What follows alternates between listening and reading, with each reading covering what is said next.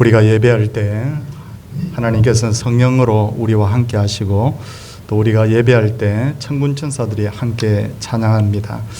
이 거룩하고 복된 예배의 자리에 오신 우리 성도님들 오늘도 반갑습니다. 환영합니다. 우리 옆에 분들과 한번 인사하고 예배드리겠습니다. 반갑습니다. 네, 이제 다 함께 묵상 기도함으로 하나님께 예배를 드리겠습니다.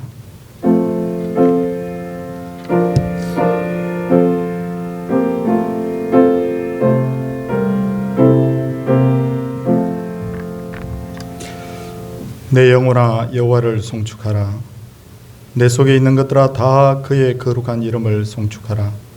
내 영혼아 여호와를 송축하며 그의 모든 언택을 잊지 말지어다. 아멘. 사도신경으로 신앙을 고백합니다. 나는 전능하신 아버지 하나님 천지의 창조주를 믿습니다. 나는 그의 유일하신 아들 우리 주 예수 그리스도를 믿습니다. 그는 성령으로 잉태되어 동정녀 마리아에게서 나시고 본디오 빌라도에게 고난을 받아 십자가에 못 박혀 죽으시고 장사된 지 사흘 만에 죽은 자 가운데서 다시 살아나셨으며 하늘에 오르시어 전능하신 아버지 하나님 우편에 앉아 계시다가 거기로부터 살아있는 자와 죽은 자를 심판하러 오십니다. 나는 성령을 믿으며 거룩한 공교회와 성도의 교제와 죄를 용서받는 것과 몸의 부활과 영생을 믿습니다. 아멘. 찬송 43장입니다.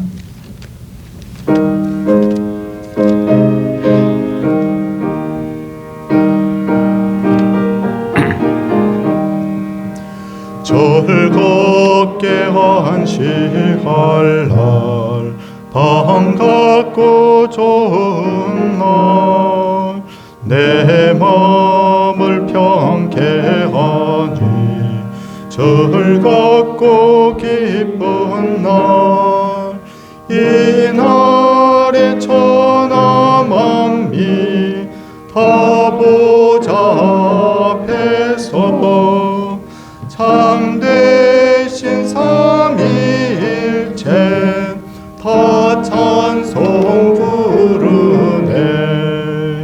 이 날에 하늘에서 새 양식 내리네. 성회로 모이라고 종소리 울리네.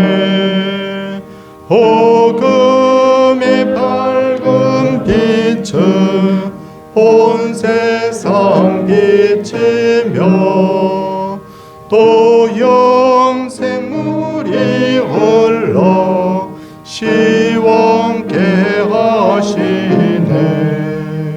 이 주일 지킴으로 새 은혜 입어서 영원히 쉬는 곳에 다 올라갑시다. 성부께 찬미하고 성자와 또 성령 참되신 삼위일체 다 찬송 부르세.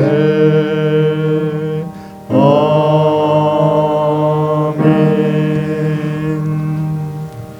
예배를 위해서 조성진 집사님께서 기도 인도하시겠습니다.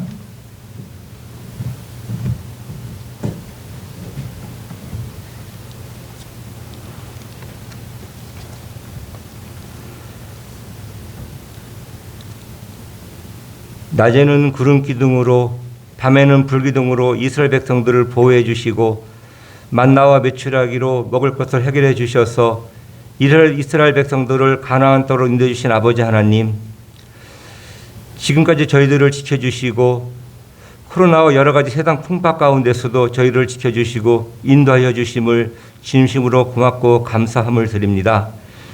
예수 그리스도의 십자가의 고난을 통해 저희가 죄인임을 깨닫게 하여 주시고 보혈의 피로 죄 사함을 받고 한량없는 주님의 은혜로 구원을 받게 하여 주시고 부활의 주님을 통해 천국 소망을 주심을 감사드립니다.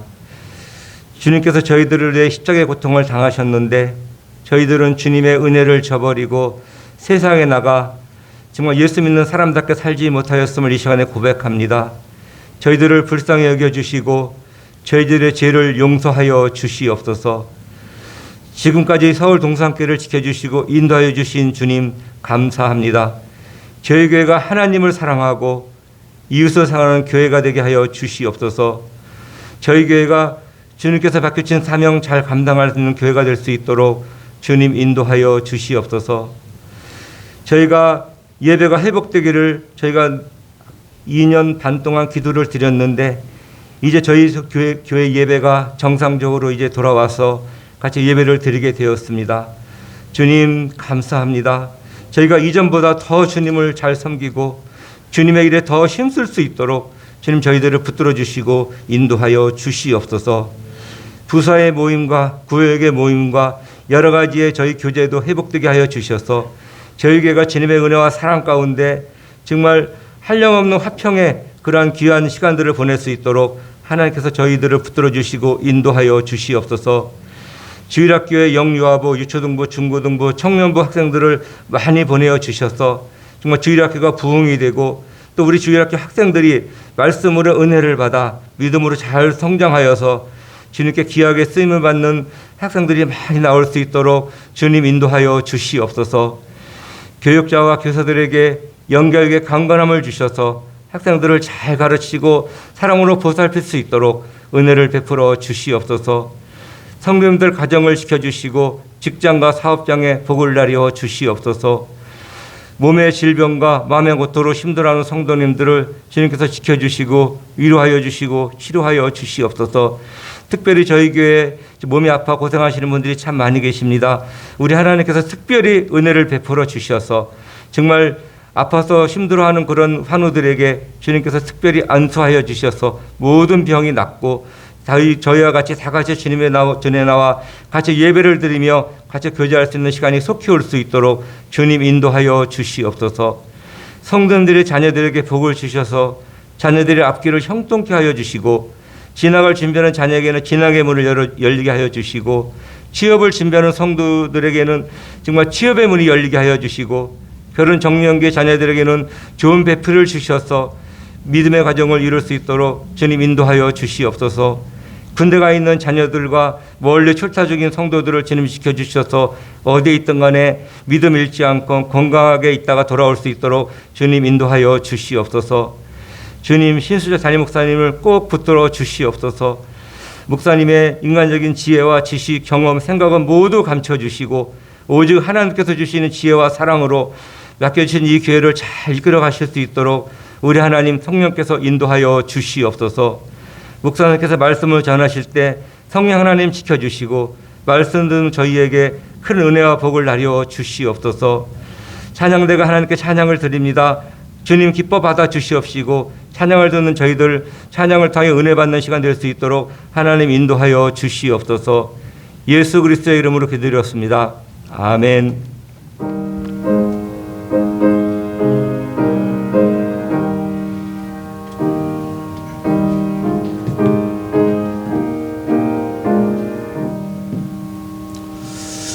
하나님이 주시는 말씀은 로마서 8장 15절에서 17절까지의 말씀입니다. 15절에서 17절까지의 말씀. 너희는 다시 무서워하는 종의 영을 받지 아니하고 양자의 영을 받았으므로 우리가 아빠 아버지라고 부르짖느니라.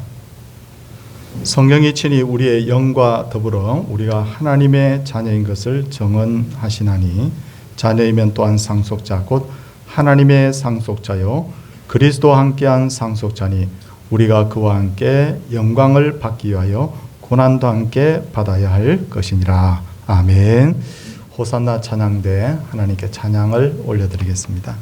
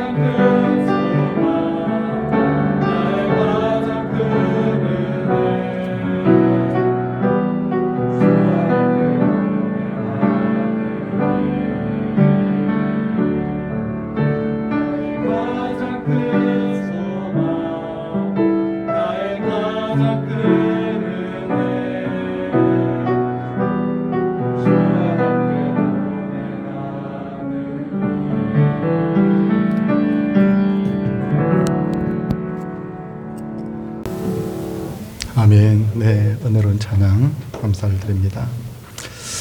예수님을 믿는다고 하는 사람들에게 지금 당장 죽어도 당신은 천국에 갈 수 있습니까? 라고 물으면 많은 교인들이 예, 천국에 갈 수 있습니다. 이렇게 대답을 해야 되는데 의외로 자신이 없어하는 그런 교인들이 많다고 하죠.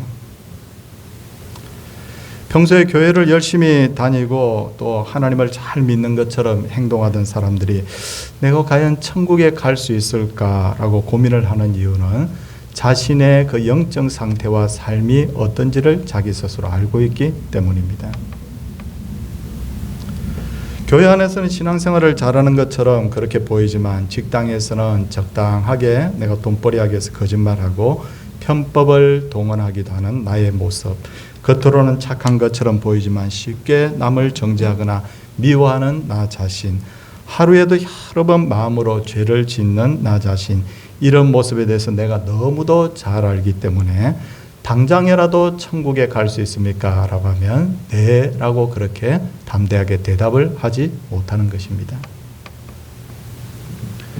그래서 이 문제를 해결해 주기 위해서 많은 교회들이 성경 공부를 더 깊이 하거나 좀 더 세련되게 예수를 믿도록 가르치거나 더 열심히 봉사하도록 그렇게 하고 있는데, 그러면 이렇게 하면 구원을 받지 못하는 성도가 구원을 받느냐면 그렇지가 않다는 것이죠. 자칫하면 이런 것들을 자꾸만 강조하다 보면 우리는 더 깊이 자신의 양심을 속일 수가 있습니다. 그리고 복음을 윤리적으로 이해할 가능성이 매우 높아진다고 하는죠. 이렇게 되면 결국은 세상의 종교나 기독교나 별 차이가 없다고 그렇게 느끼게 될 수 있습니다. 좀 오래전 이야기지만 과거에 불교 조계종, 불교에 여러 가지 종파가 있는데 조계종이 가장 큰데 그 조계종의 총무원장 자리를 놓고 중들이 강목을 들고 막 여러 날 대치를 하고 패싸움을 벌인 그런 적이 있었어요. 그때 많은 기독교인들이 불교를 강하게 비판을 하며 그들에게 있는 여러 가지 비리들을 덜쳐내면서 그래서 이들은 잘못된 종교입니다 라고 하는 식으로 그들을 비판을 한 적이 있습니다. 그런데 문제는 요 근래 교회 안에서도 문제가 많이 일어나고 있잖아요. 목회자들의 세습 문제, 교회에서의 금전적 문제, 윤리적인 문제 이런 것들이 계속해서 일어나서 우리들을 부끄럽게 하고 있는데 그렇다면 교회가 많은 문제를 안고 있기 때문에 기독교가 진리가 아니라고 말할 수 있느냐는 거예요. 불교가 많은 비리를 안고 있기 때문에 진리가 아니다. 그러면 기독교도 많은 비리를 안고 있으면 진리가 아니다. 이렇게 말할 수 있느냐는 것인데 그럼에도 불구하고 그럴 수는 없지 않습니까? 우리가 믿는 기독교 신앙은 여전히 진리입니다. 왜 우리가 이렇게 많은 문제를 안고 있는데도 불구하고 왜 기독교 신앙이 진리냐? 그것은 그 종교가 진리인가 아닌가는 그 종교를 믿고 있는 교인들의 도덕적 모습에 의해서 좌우되는 것이 아니라는 거죠. 다시 말해서 기독교인들이 선한 일을 많이 하면 기독교가 진리야. 기독교인들이 문제가 많이 있으면 기독교가 진리가 아니야. 이렇게 말을 할 수는 없다는 거죠. 그런데 중세의 가톨릭 교회는 그런 식으로 교인들을 가르쳤습니다. 그래서 교인들을 보다 윤리적인 사람으로 만들려고 했죠. 기도할 때도 그냥 기도하면 되는데 뭐 이렇게 찍고 막 이렇게 하는 이유. 그렇게 하면 왠지 더 경건해 보이고 하루에 3번 기도하던 것을 하루에 7번씩 기도하고 어떤 기도원에서는 12번씩 기도하게 경쟁적으로 자꾸만 그렇게 인위적으로 기도하게 하고 일주일에 한 번 이상 금식하게 하고 구제 사업도 열심히 하게 하고 심지어 돈을 주고 면죄부, 사실은 면벌부거든요. 그게 벌을 면해주는 그런 정서이기 때문에 면벌부를 구입하기도 했습니다.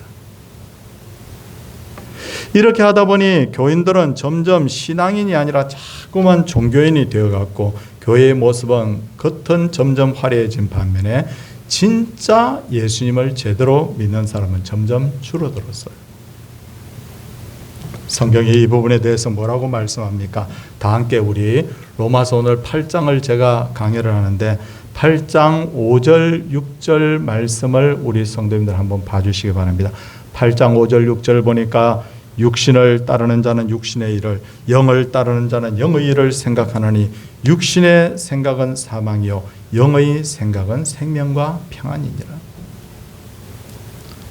많은 분들이 이 성경 구절을 이렇게 이해하죠. 우리 보고 육신에 매여서 살지 말고 영적인 생활을 하라는 말이구나.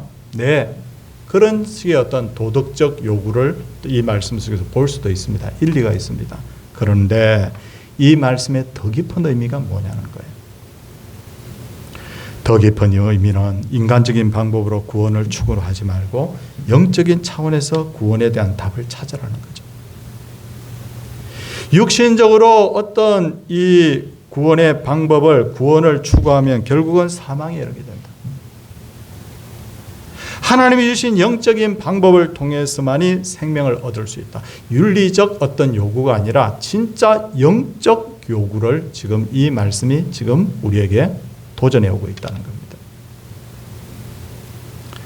이 부분에 대해서 이렇게 이해를 해야 7절의 말씀이 바로 이해가 되는데 7절에 보면 성도님들 육신의 생각은 하나님과 원수가 된다.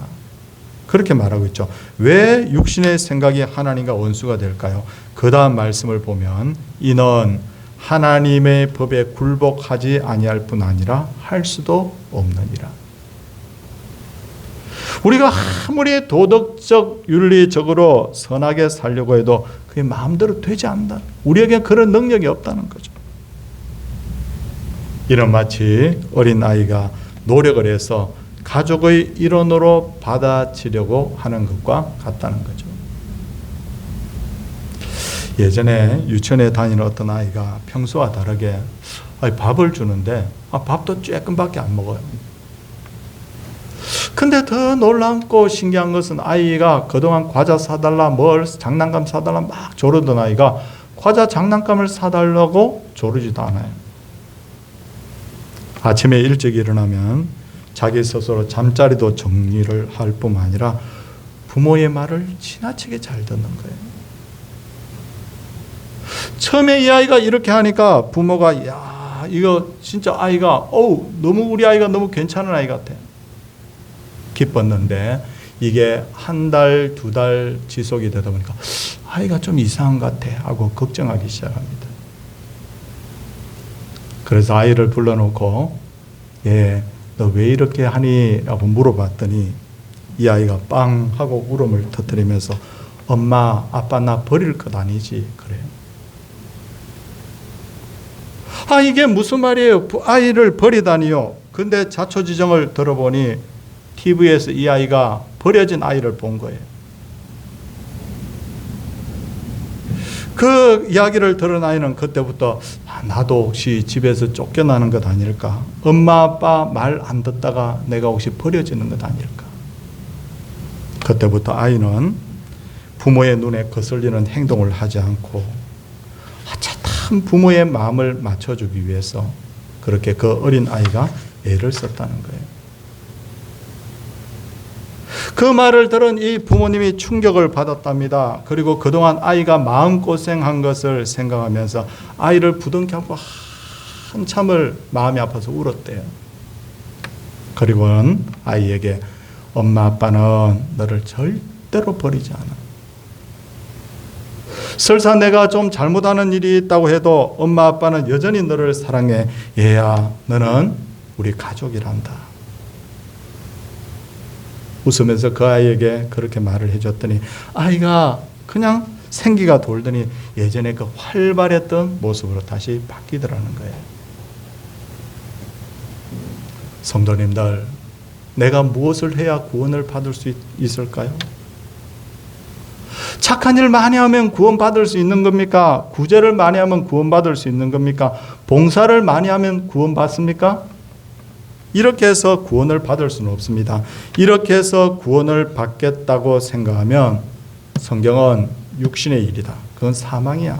그렇게 말하고 있고 결국은 하나님과 원수가 될 뿐만 아니라 하나님을 기쁘시게 할 수도 없다는 거예요. 저는 오늘 이 로마서 8장을 윤리적 관점에서 지금 설교를 하고 있는 것이 아니라 이런 구원의 영적 관점에서 지금 설교를 하고 있다는 걸 이해하십시오.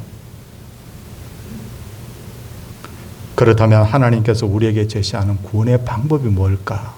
그것은 예수님을 우리 마음에 모시는 거예요. 우리 성도님들, 청년들, 우리 9절 끝부분 한번 봐주십시오. 9절 끝부분 보니까 누구든지 그리스도의 영이 없으면 그리스도의 사람이 아니라. 이게 중요한 거예요. 그리스도의 영이 있느냐 없느냐. 10절 또 그리스도께서 너희 안에 계시면 몸은 죄로 말미암아 죽은 것이나 영은 의로 말미암아 살아 있는 것이니라. 14절 무릇 하나님의 영으로 인도함을 받는 사람은 곧 하나님의 아들이라. 뭘 말하고 있는 걸까요? 우리가 착한 사람인가 아닌가 그게 구원의 어떤 기준이 아니라 그리스도의 영이 내 속에 있느냐 없느냐, 하나님의 영이 내 속에 있느냐 없느냐, 예수의 영이 있느냐 없느냐가 이게 바로 구원의 기준이 된다는 거예요. 왜 그런가 하면 예수님이 나를 대신해서 죄값을 치러주셨기 때문에. 예수님이 나를 대신해서 죽으셨는데 그와 동시에 예수님의 영이 있는 사람은, 예수 안에 있는 사람은 우리도 예수님께서 십자가 그 지셨을 때 우리의 죄 문제가 다 해결이 되었기 때문에. 제가 예전에 청년들과 함께 오래전인데 일본을 제가 방문을 한 적이 있었어요. 근데 여러 명 청년들과 함께 방문을 했는데 그 청년들 중에 태어나서 처음으로 비행기를 타는 청년이 있었어요. 근데 비행기 타기 전에 이 청년이 굉장히 불안해 하더라고요. 그러더니 이 청년이 갑자기 비행기가 붕 하고 하늘로 날아오르는데 막 머리가 아프다고 비행기 안에서 막 난리를 치는 거예요. 이 청년이 혹시 이 청년의 마음이 나중에 제가 조금 이렇게 약간 대화를 해보니까 비행기 날아가다 떨어지면 어떡하지? 이 비행기가 무사히 일본까지 날 데리고 가줄까? 혹시 이 하늘에 떠서 내 몸에 어떤 문제가 발생하면 어떡하지? 이게 이런 마음이 가득 차다 보니까 이 불안감 때문에 우리가 비행기 타면 약간 귀가 조금 그럴 수 있잖아요. 그러니까 이게 불안감 때문에 정폭이 되는 거죠. 그런데 비행기가 사고 날 확률이 자동차 사고 날 확률이 한 100분의 1 된다고 그러던가요? 그 정도밖에 안 된다고 그러잖아요. 비행기가 안전한 교통수단이라는 것을 아는 사람은 불안해하지 않습니다. 자신의 몸과 마음을 비행기에 편안하게 맡기고 비행기 안에서 옆 사람과 대화도 하고 간식 주면 간식 맛있게 먹고 그렇게 그냥 잠도 자고 그러다 보면 어느덧 목적지까지 우리를 데려다 주는 거잖아요. 로마서 8장 1절 보겠습니다. 8장 1절 말씀을 보시면 그러므로 이제 그리스도 안에 있는 자에게는 결코 정죄함이 없나니 라고 말하고 있습니다. 예수님을 믿는 그 순간에 우리는 예수님 어디에 있다고요? 안에. 예수님 안에. 내가 그분 안에. 그분이 내 안에. 우리가 예수님 안에 있으면 사탄의 시험으로부터 예수님이 우리를 지켜주죠. 목사님, 저 예수님 믿어도 사탄이 저 시험 많이 해요. 그런 분들이 있을 수 있어요. 그런데 사탄이 제 마음대로 우리를 흔들어 놓을 수 없어요. 사탄이 우리를 시험할 때도 딱 두 가지 기준이 있습니다. 하나는 하나님께서 허용하시는 범위 안에서, 또 하나는 뭐냐면 내가 감당할 수 있는 선 안에서. 마음대로 못 흔들어요. 하나님 우리를 지키시기 때문에. 두 번째는 예수님 안에, 이게 굉장히 중요한 어떤 그건데, 예수님 안에 있는 사람은 예수님이 그 사람의 죄의 값을 이미 치러 주셨습니다. 그러니까 이제부터는 완전 죄로부터 이제 죄값을 치르지 않아도 되는 거예요. 죄로부터 자유를 얻은 거예요. 그리고 예수님 안에 있는 사람은 예수님께서 모든 걸 책임져 주시고 그와 끝까지 동행하시며 우리를 천국으로 인도하십니다. 그러므로 우리가 예수님 안에 있다는 것은 영육간의 모든 문제를 예수님이 해결해 주셨다는 것을 의미하죠. 그러기에 우리가 해야 될 것은, 자, 우리 청년들 정말 잘 들어야 됩니다. 내가 예수님 안에 있는가 밖에 있는가. 우리 성도님들 정말 잘하면 자기 스스로 물어보세요. 내가 정말 예수님 믿고 있는가? 이게 중요해요. 내가 예수님 안에 없고 예수님 밖에 있으면서 어떤 도덕적으로 뭐 열심히 뭘 한다고 해도 그건 예수님하고 관계없거든요. 그런데 제가 이렇게 말씀을 드리면 여전히 마음이 불안해하면서 그래도 내가 뭘 좀 해야 되지 않을까라고 하는 그런 고민하는 분들이 있을 수 있는데, 이런 분은 대부분 사탄이 그 마음에 틈을 타게 되는데, 사탄이 제일 틈을 쉽게 타는 게 뭐냐면 이단을 통해서 틈을 탑니다. 예를 들어서 어떤 이단 단체는, 야, 너희들 구약 성경대로 안식일 철저하게 지켜야 돼. 안식일 범하면 너희 하나님 앞에 버림당해. 토요일날 꼼짝 못하게 해요. 안식일 지킨 사람들에게 야, 마치 너는 구원받을 자격이 있는 것처럼, 야, 너 안식일 지켰으니까 이제 하나님 백성이라. 어떤 이단 단체는 우리가 구원을 받기 위해서는 이마에 인을 받아야 하는데 요한계시록에 입맞은 자의 수가 14만 4천이라고 했으니까, 야, 너희들 14만 4천 명 안에 들어가야 돼. 열심히 전도도 하고 열심히 봉사도 하고 열심히 헌금도 하고 그래야 돼. 한마디로 사람의 불안 심리를 자극해서 사람을 딱 영혼을 그냥 홀딩을 해버리는 거예요. 잡아버리는 거예요.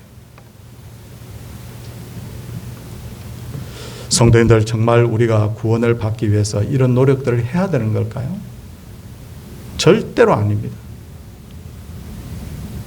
갈라디아서 2장 21절 말씀을 제가 읽겠습니다. 만일 의롭게 되는 것이 율법으로 말미암으면 그리스도께서 헛되이 죽으셨느니라. 야, 너희들 그런 식으로 해서 윤리적인 어떤 그런 삶을 추구해서 너희들 구원받을 것 같으면 예수님 죽을 필요가 뭐가 있냐? 그렇게 하는 거예요, 지금 말씀을. 다시 말씀드립니다. 누구든지 예수님을 자신의 구주로 영접하고 내가 예수님 안에, 예수님이 내 안에 계시거나 하면 더 이상 구원받기 위해서 우리가 해야 될 일 없어요. 근데 이쯤에서 한 가지 고민이 생길 수 있습니다. 그렇다면 예수님 믿는 사람은 막 살아도 될까요? 목사님 지금 가만히 설교하는 걸 들어보니까 왠지 막 살아도 될 것 같아. 그런 생각 혹시 하십니까? 어떤 이단 단체는요, 막 살아도 된다고 가르쳐요. 이 이단들은 집회가 끝나면 이렇게 모여가지고 사람들끼리 술판을 벌인대. 그리고 술에 취한 남녀를 혼숙을 시킨대. 사람들을 자꾸만 쇠뇌를 시킨대요. 여러분들은 이미 완전하게 죄로부터 자유를 얻었기 때문에 여러분들이 어떤 일을 해도 이제는 죄값을 치르지 않아도 된다고 가르친대요. 사람의 영을 마비시켜버리는 거예요. 그런데 정말 그럴까요? 그렇지 않아요. 예수 믿는 사람은 구원을 받기 위해서 도덕적인 일을 할 필요는 없지만 예수 믿는 사람은 안 믿는 사람보다 더 윤리적이고 도덕적으로 깨끗하게 살아야 돼요. 깨끗하게. 왜 그런가 하면 제가 몇 가지 이유를 들 텐데, 첫째는 예수님이 내 안에 계시기 때문에. 보디발의 아내가 요셉을 유혹했을 때 요셉이 뭐라고 합니까? 내가 어찌 이 큰 악을 행하여 하나님께 죄를 지으리까? 하나님이 지켜보고 계시는데 내가 하나님 눈이 무서워서 내가 죄를 지을 수가 없습니다. 마님하고 나하고 지금 이 방에 딱 둘이 있지만 하나님이 지켜보고 있기 때문에 나 하나님 무서워서 죄 못 짓겠다고 했어요. 그래서 우리는 죄 안 짓는 거예요. 죄 지으면 안 돼요. 그리고 예수 안에 있는 사람이 죄를 지어서는 안 되는 또 다른 이유는 예수님을 기쁘시게 해드리기 위해서. 그래야 되기 때문에. 예수님이 우리 죄를 위해서 십자가에 달려 돌아가셨는데 난 내 마음대로 살 거야. 난 지금부터 내 마음대로 살 거야. 이거 해서 안 돼요. 이건 사람이 아니에요. 이건 예수 믿는 사람이 아니에요. 이런 마음 가진다면. 그리고 우리가 죄를 짓지 말아야 될 또 하나의 이유는 상급을 받기 위해서인데, 예수님을 믿는 사람은 모두 다 구원을 받지만 성경을 가만히 읽어보면 천국에서 받는 상이 다르다고 말하고 있죠. 어떤 사람은 칭찬과 썩지 아니할 면류관, 검면류관, 온갖 영광을 다 누리는 사람인데, 어떤 사람은 불 가운데 구원함을 받은 자같이 부끄러운 구원받는 자 있다. 부끄러워 겨우 구원받는 자가 있다. 우리가 그렇게 되어서는 곤란하잖아. 그 적어도 세 가지 이유 때문에 우리가 죄를 짓지 말아야 되는 거죠. 다시 로마서로 돌아가서 예수님 안에 있는 사람에게는 이제는 어떤 특권이 주어진다고 말하고 있는데 어떤 특권이 주어진다고 말씀하고 있을까요? 그걸 한번 찾아보겠습니다. 첫 번째 특권은 하나님을 아빠, 아버지라 부릅니다. 8장 15절. 자, 우리 로마서 8장 15절 한번 보겠습니다. 보니까 너희는 다시 무수하는 종의 영을 받지 아니하고 양자의 영을 받았으므로 우리가 뭐라고 부른다고요?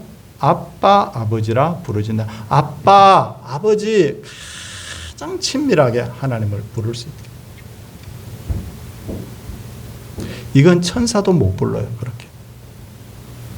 그래서 우리가 찬송할 때 천사도 흠모하겠네 하는 그 찬송을 하는 이유가 뭐냐면 우리만이 유일하게 하나님을 아빠, 아빠, 아버지라 부를 수 있다. 얼마나 좋습니까? 두 번째 특권, 상속자가 됩니다.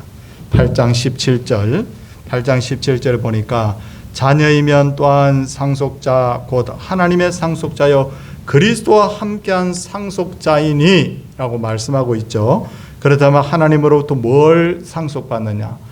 아들로서의 특권을 우리가 누리게 됩니다. 그리고 성경을 보니까 뭐라고 되냐면 그날이 되면 천사도 이 상속자를 섬긴다. 복종한다고 되어 있습니다. 그리고 또 천국을 상속받아서 누리게 되는 거죠. 요즘 젊은 세대를 가면 갈수록 기독교 이 복음을 자꾸 윤리적인 차원에서 자꾸 이해를 하려고 하는데 천국 그러면 너무 막연한 것처럼 이해를 하려고 하는데 아닙니다. 이걸 아주 심각하게 우리 받아들여야 돼요. 세 번째 특권, 영원히 하나님의 사랑을 누리게 된다. 이 사랑은 영원하고 누구도 빼앗아갈 수 없다는 거죠. 로마서 8장 38절 39절 이 로마서 8장을 전체를 다 지금 이해를 한번 하고 넘어가려고 하는데 우리 함께 보겠습니다. 내가 확신하노니 사망이나 생명이나 천사들이나 권세자들이나 현재일이나 장래일이나 능력이나 높음이나 깊음이나 다른 어떤 피조물이라도 우리를 우리 주 그리스도 안에 있는 하나님의 사랑에서 끊을 수 없느니라. 제가 아침에 우리 청년들 여기 10명이 앉아 있길래 제가 청년들 얼굴을 한번 훑어봤어요. 그러면서 제가 아침에 여기서 무슨 생각을 했냐면 참 본인 집에서는 다들 참 귀한 자식들인데 이 서울까지 와가지고 공부한다고 참 이렇게 직장 생활한다고 참 애를 많이 쓰는구나. 하나님 자녀들이 얼마나 감사한지. 근데 한번 생각해 보세요. 여기 있는 우리 청년들이 얼마나 가정에서 사랑을 받습니까? 부모들이 생명을 내어줄 정도로 사랑하는 사람들이죠. 이들 부모들이 이 청년들을 포기하지 않아요. 근데 하나님 포기하겠습니까? 우리를 포기 안 해요. 자꾸 말 안 듣고 말씀 부리고 자꾸 겉돌게 되면 몽둥이로 때려서라도 하나님 백성은 돌아오도록 만들지 포기 안 합니다. 그러기에 우리는 세상에서 가장 큰 복을 받은 사람들이에요. 사랑하는 성도님들, 요즘 인생 살아가는 거 참 어떻습니까? 힘들지 않습니까? 저도 참 살아보니 이거 인생 장난이 아니다 하는 생각이 들어요. 누군가 인생을 고통의 바다라고 했는데 하나님 맞는 말 같아요. 특히나 예수 믿는 사람들이 이 신앙을 지키며 세상을 산다는 것이 얼마나 힘이 든지 몰라요. 자꾸 세상의 어떤 가치관과 충돌하게 되죠. 그런데 명심하십시오. 그럼에도 불구하고 내가 어디 있느냐를 알아야 돼요. 내가 어디 있느냐를 알아야 된다고. 내가 예수님 안에 있다. 그 특권 받은 사람이라고. 끝으로 성경 구절 한 구절 읽고 말씀 마치겠습니다. 로마서 8장 18절 말씀입니다. 로마서 8장 18절 말씀 우리 읽겠습니다. 생각건대 현재의 고난은 장차 우리에게 나타날 영광과 비교할 수 없도다. 이 말씀 묵상하다 보면 얼마나 가슴이 찡한지. 이 말씀이 모든 우리 성도님들에게 위로와 소망되기를 주님의 이름으로 축원을 드립니다. 찬송하겠습니다. 찬송은 370장입니다.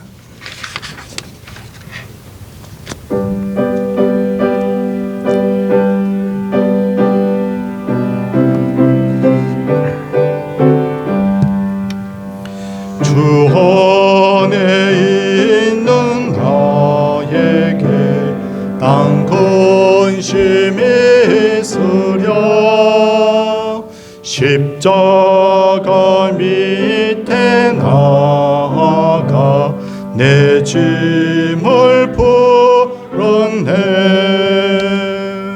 주님을 찬송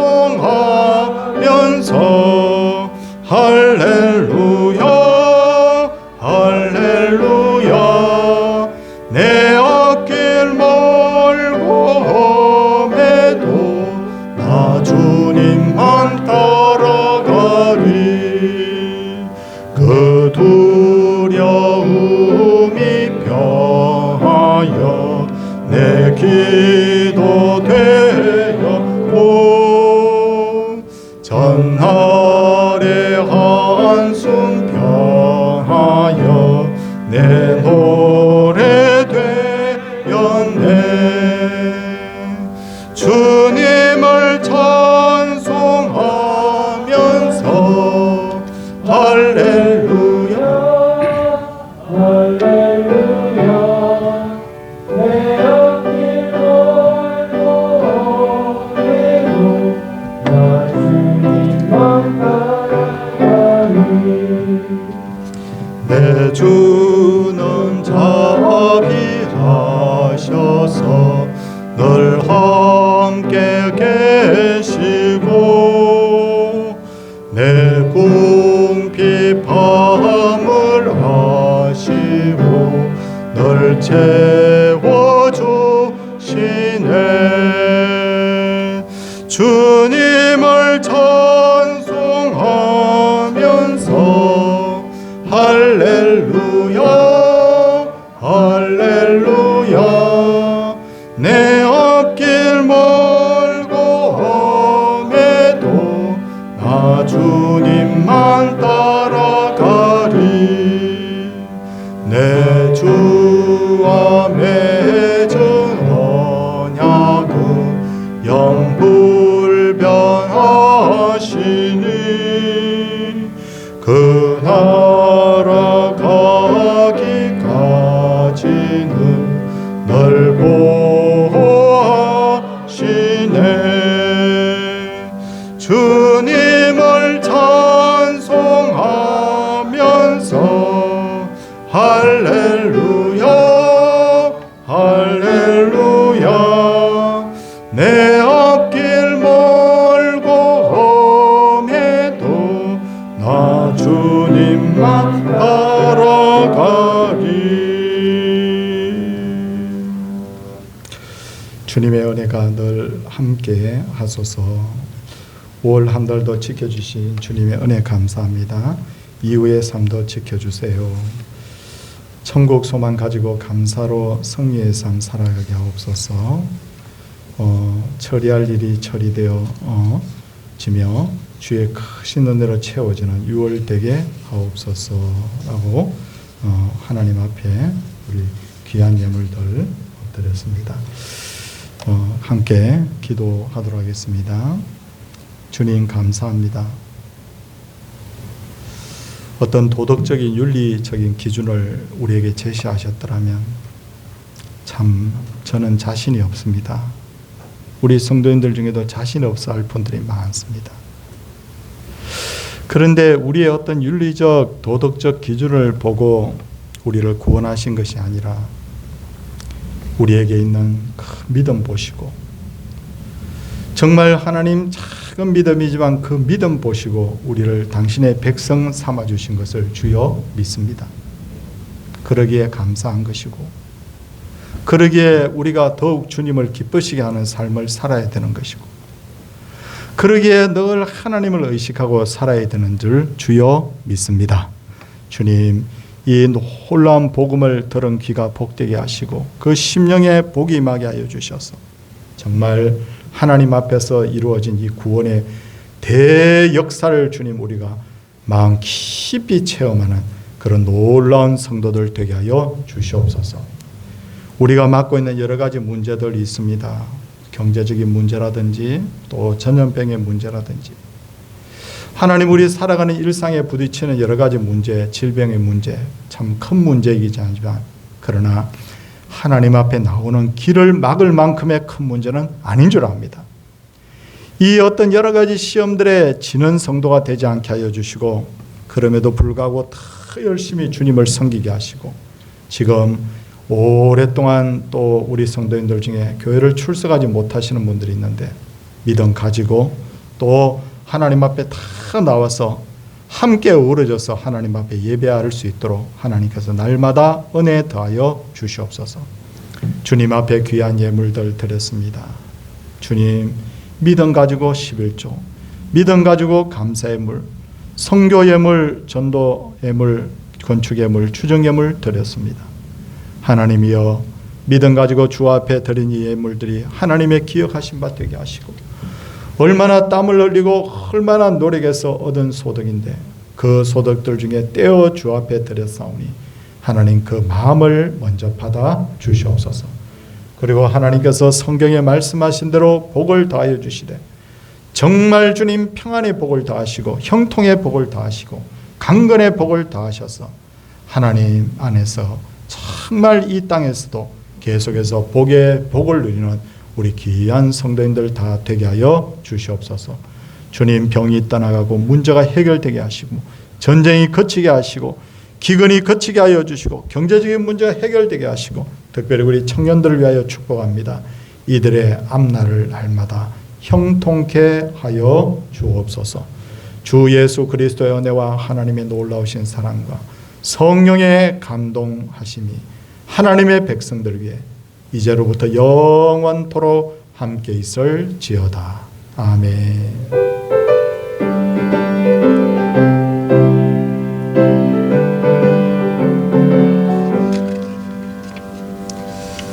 네, 교회 앞에 우리 광고 드리도록 하겠습니다. 지난주부터 우리 3부 오후 예배를 드리고 있는데 식사도 다 맛있게 하셨고 또 식사 다 거리두기를 하고 식사하시고 나서 뭐 몸이 불편하든지 이런 분 없잖아요. 그렇죠? 우리가 조심해서 식사도 맛있게 하시고 또 3부 예배도 우리 교회 하나의 특징이 3부 예배거든요. 그래서 우리 3부 예배도 함께 어우러져서 하나님 앞에 더 열심히 예배 드리는 그런 날이 되기를 원하고요. 수요 예배 금요 기도회도 지금 이제 다 시작을 했습니다. 중요한 것은 목사 혼자서 아무리 애를 쓰고 열심히 한다고 해도 명설교를 뭐 한다고 해도 그게 안 되겠죠. 성도님들이 함께 어우러져서 동참해 주시고 기도해 주시고 협조해 주셔야만 됩니다. 그래서 수요 예배 금요 기도회도 좀 힘을 내서 많이 참석해 주시기 바랍니다.